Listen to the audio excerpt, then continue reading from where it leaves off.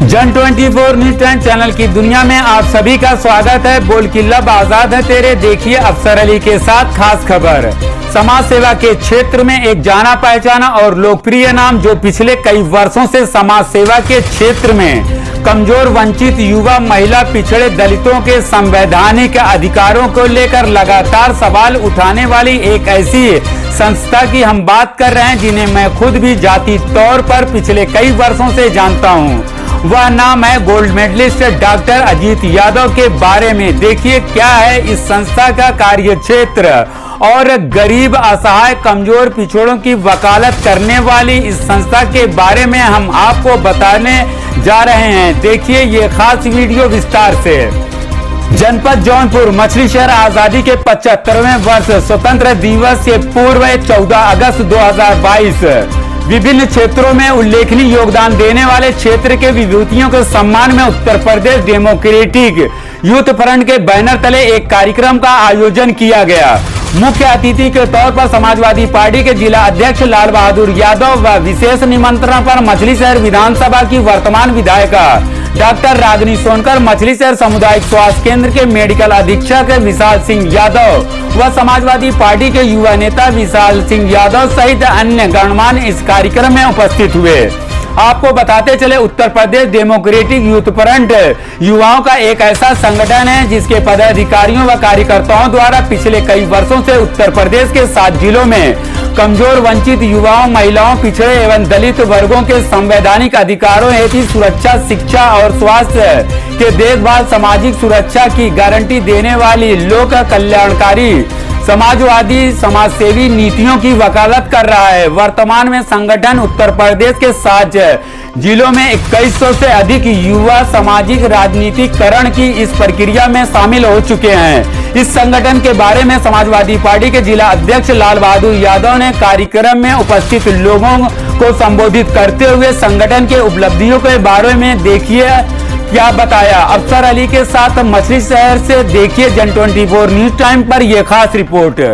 इस वीडियो की खास बातचीत चलती रहेगी। इससे पहले इस वीडियो को लाइक करें, दोस्तों के साथ शेयर करें। नए आने वाले व्यूअर जन24 न्यूज टाइम चैनल को सब्सक्राइब कर लें, बेल आइकॉन को जरूर क्लिक करें ताकि ऐसे ही जानकारी वाले नए वीडियो का नोटिफिकेशन सबसे पहले आपको मिले। देखिए ये खास रिपोर्ट।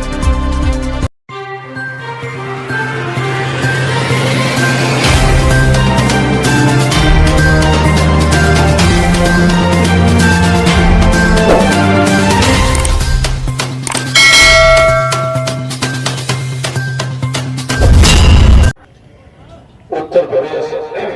डेमोक्रेटिक यूथ फ्रंट के कर्ता धर्ता संयोजक भाई डॉक्टर अजीत यादव जी और इनके सहयोगी साथी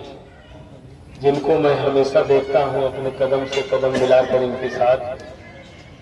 भाई सिकंदर मौर्य जी और जो भी इनके टीम के सभी जो पदाधिकारी हैं, उन सभी पदाधिकारियों को सम्मान देते हुए हमारे साथ मंच पर हमारे प्रदेश के नेता भाई राकेश मौर्य जी और जिले के हमारे पिछड़ा वर्ग के अध्यक्ष भाई श्याम नारायण बिद्ध जी और जिला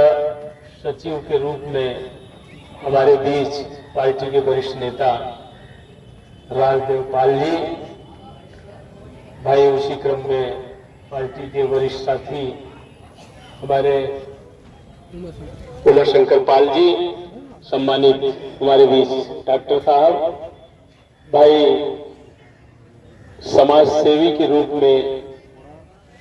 जो अपने बचपन से ही लोगों में छाप छोड़ चुके हैं भाई राज बहादुर यादव जी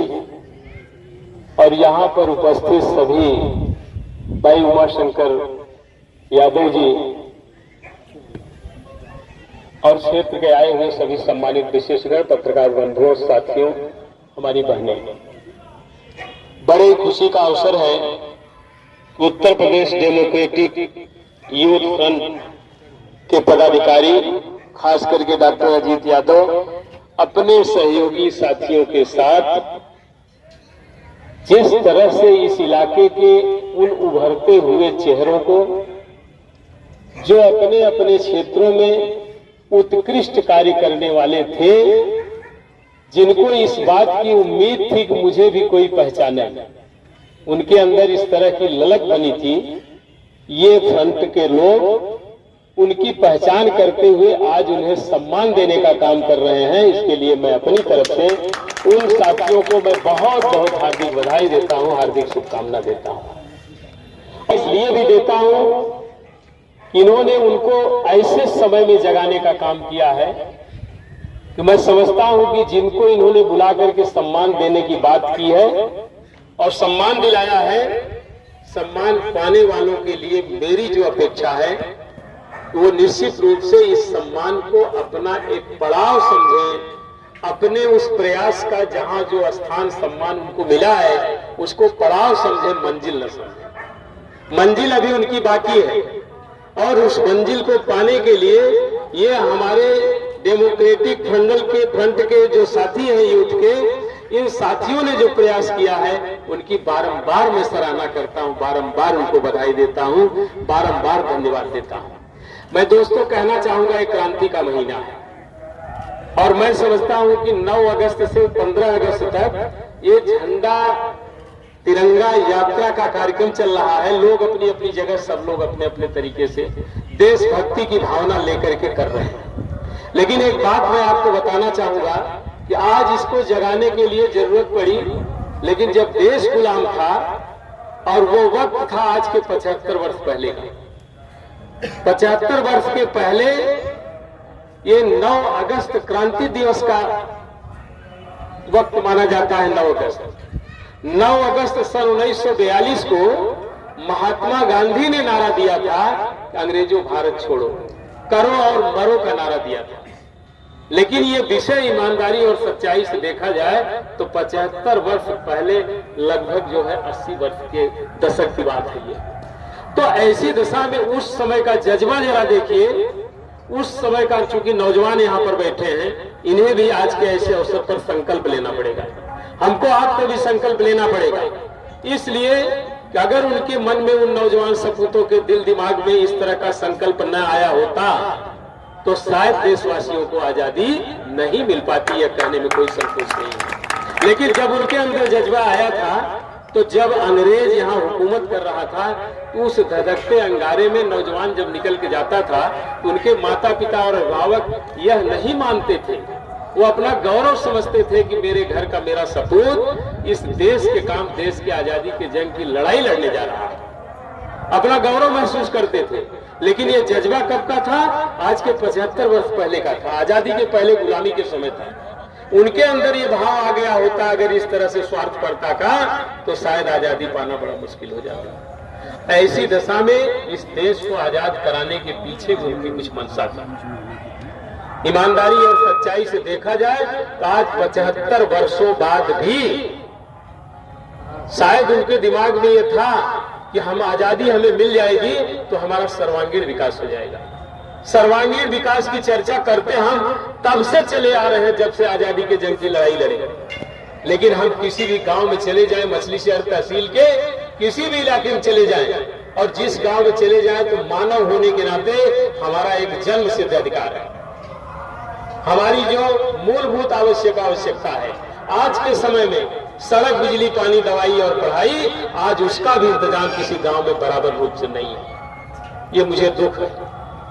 इस क्रांति के महीने में मैं आपका उनका वास्ता देना चाहता हूं कि उस देश को आजाद कराने वालों का सपना अभी पूरा नहीं हुआ, उनकी आत्मा को शांति नहीं मिली है। इसलिए हमको आपको संकल्प लेने की भी जरूरत है कि आज ये जो फ्रंटल के साथी, यूथ के साथी जो काम कर रहे हैं, इसकी जितनी सराहना की जाए कम है। इसलिए किसी के पास वक्त नहीं है कि ये उन लोगों का सम्मान करें जो प्रतिभाएं हमारी जो है आज गांवों में छुपी पड़ी है, और उन प्रतिभाओं को संवारने के लिए इन्होंने इस तरह से उनका सम्मान करने का कार्यक्रम का आयोजन किया। इसके लिए बारंबार मैं इनको बधाई देता हूं, बारंबार शुभकामना व्यक्त करता हूं और सम्मान पाने वाले लोगों से कि जिस क्षेत्र में उनको सम्मान पाने का अवसर बना है वो अपना पड़ाव समझ करके समझे कि मंजिल दूर है और मंजिल तभी उनकी मानी जाएगी कि जब उनकी भी आत्मा को सम्मान हो जाएगा, उनकी आत्मा को तसल्ली मिल जाएगी कि नहीं, देशवासियों का सर्वांगीण विकास हुआ, अभी तक नहीं हो पाया है,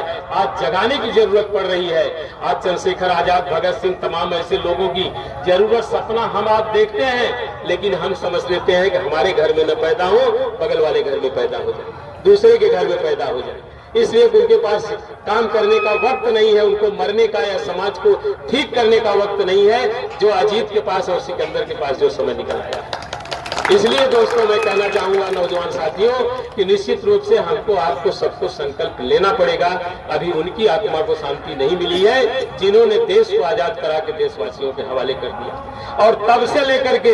आज संविधान हमारे यहाँ लागू हुआ, लेकिन संवैधानिक व्यवस्था में कितना कार्य हो रहा है और कितना नहीं हो रहा है, ये एक नौजवान होने के नाते, चूंकि आपने समाजवादी का नाम लिया है, समाजवादी परंपरा का नाम लिया है, जात तोड़ो समाज जोड़ो की बात आपने किया है, इसलिए उन सारी बातों के क्रम में मैं अपेक्षा करूंगा तो काश वो समाजवाद आ जाता कि जिसमें निश्चित रूप से समता मूलक समाज हो जाता। आज तो ऐसी दशा में एक किसी महान नेता ने उस समय जो आजादी के जंग की लड़ाई लड़ रहे थे, और खास करके डॉक्टर राम मनोहर लोहिया जी, उस समय आजादी के लड़ाई के समय में जब महात्मा गांधी और अम्बेडकर और तमाम सारे लोग थे, तो लोहिया जी के भी दिमाग में आया था, उन्हें भी पार्लियामेंट जाने का अवसर बना था। और जब उन्होंने कहा था, समाजवाद की बात पर बताए थे कि एक बराबर तो हर आदमी की शकल नहीं है, एक बराबर लोगों की लंबाई चौड़ाई नहीं है। लोहिया जी समाजवाद की बात करते हैं, और समाजवाद की बात पर उनको जब मौका मिला पार्लियामेंट में बोलने का, तो उन्होंने कहा, मैं हाथ की जो 5 अंगुलियां हैं, इन अंगुलियों के बराबर समाजवाद की बात मैं करता हूं। इसलिए एक अंगुली अगर 4 फीट की हो जाए, 2 फुट की हो जाए, और एक कहीं 1 फुट की हो जाए, तो अंत में आदमी मुट्ठी नहीं बांध सकता, लेकिन अंगुलियों के बराबर समानुपातिक अनुपात अगर है, इस बात का समाजवाद है, तो कम से कम हम मुट्ठी बांध लेंगे और हमारा देश एक समझ में आएगा। तो ऐसी दशा में ऐसे लोगों की विचारधारा जहां रुक गई है, जहां झुक गई है, वहीं आपको भी संकल्प लेकर के इस क्रांति के महीने में ये फैसला करना है कि आने वाले समय में हमको वही कार्य करना है जिससे उनकी आत्मा की शांति मिल जाए जिन्होंने आजादी देखा भी नहीं और आपको आजादी दिलाने के लिए अपने जान की बाजी लगाई। तो ऐसी दशा में दोस्तों, ऐसे कार्यक्रम में विशेष रूप से हमारे जितने भी जिन लोगों को इन्होंने पद दे करके, सम्मान दे करके, उनको एक तरीके से मोमेंटो दे करके जिन्हें सम्मानित किया है, ये सूची है। मैं भी इसको प्रयास करूंगा। मैं एक सामाजिक और राजनीतिक व्यक्ति होने के नाते इन नामों को भी मैं चाहूंगा कि आगे और आगे तक बढ़े, और आगे तक जाएगा तो निश्चित रूप से उनको सम्मान मिलेगा। इसको आगे तक पहुंचाने का भी मैं काम करूंगा। और एक बार पुनः भाई Uttar Pradesh democratic youth front के साथियों को, सभी उनके सहयोगियों को, और मैंने पढ़ा है कि आपका कार्यक्रम कई जिलों में चल रहा है। आपका कार्यक्रम मौजूदा समय में कई जिलों में तो आपने गठन कर लिया है, और मैं दिल की गहराइयों से ये शुभकामना व्यक्त करूंगा कि आप फैलते फैलते प्रदेश में ही न फैले, पूरे देश में फैल जाए, और एक व्यवस्था ऐसी पैदा आप लोग कर दें जिससे समाज में परिवर्तन आ जाए और निश्चित रूप से आजादी पाने का मकसद पूरा हो जाए। इन्हीं भावनाओं के साथ मैं एक बार पुनः आप सबको अपनी शुभकामना व्यक्त करते हुए इस स्वतंत्रता के अवसर पर, इस क्रांति के महीने में आप सबको बधाई देते हुए, निश्चित रूप से कल 15 अगस्त है। 15 अगस्त को हमारा देश आजाद हुआ था, और इस आजादी को कई यातनाओं के बाद मिला था। कल आप इसे मनाने का काम करेंगे, इसके लिए मैं अपनी शुभकामना व्यक्त करते हुए अपनी बात समाप्त करता हूँ। बहुत बहुत धन्यवाद। जय हिंद।